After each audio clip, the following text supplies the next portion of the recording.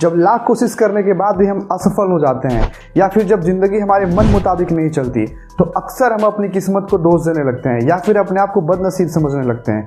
लेकिन यकीन मानिए, इतिहास में एक इंसान ऐसा भी है जिसके बारे में जानकर आप अपनी किस्मत को दोष देना बंद कर देंगे। हे दोस्तों, मेरा नाम है अविनाश और आप सभी का स्वागत है हमारे यूट्यूब चैनल A1 फैक्ट में।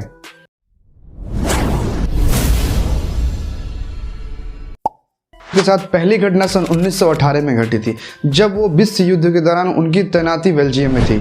हुआ यूं कि एक दिन वो घुड़सवारी करने के लिए बाहर निकले थे, तभी अचानक से उनके ऊपर आकाशीय बिजली गिर गई, जिसकी वजह से कमर के नीचे का पूरा हिस्सा पैरालाइज हो गया। हालांकि वो कुछ दिन में ठीक हो गए और चलने फिरने में समर्थ हो गए, लेकिन उससे पहले ही सेना की तरफ से उन्हें सेवा मुक्त कर दिया गया था। उनके साथ दूसरी घटना ठीक 6 साल बाद सन 1924 में घटी।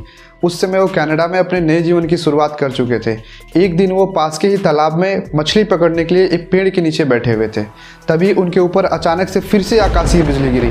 हालांकि एक इंसान के ऊपर एक बार बिजली गिरने के बाद दूसरी बार बिजली गिरने के चांसेस ना के बराबर होते हैं, और इस बार उनके शरीर के दाईं ओर के आधे भाग में लकवा मार गया था। चमत्कारिक रूप से 2 साल में फिर से वो पूरी तरह ठीक हो गए। दूसरी घटना के ठीक 6 साल बाद यानी सन 1930 में वॉल्टर समरफोर्ड के साथ फिर से इसी तरह की घटना घटी।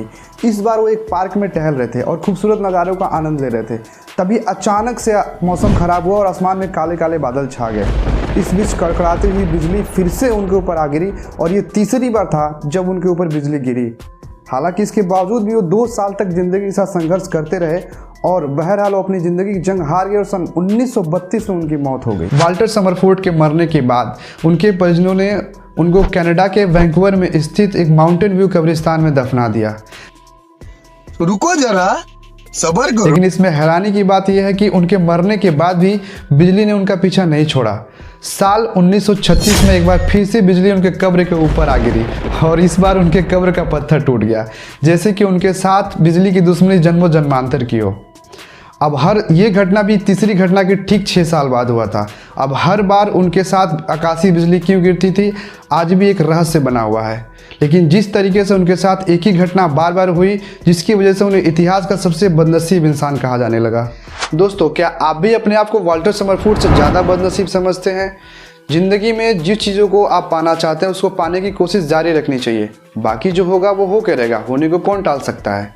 कैसी लगी आपको ये घटना, कमेंट सेक्शन में ज़रूर बताएं। ऐसे ही अमेजिंग फैक्ट के लिए हमारे चैनल को लाइक शेयर सब्सक्राइब जरूर करें और बेल आइकन दबाना बिल्कुल भी ना भूलें। मिलते हैं आपसे अगली वीडियो में एक और अमेजिंग फैक्ट के साथ। Till then, bye bye.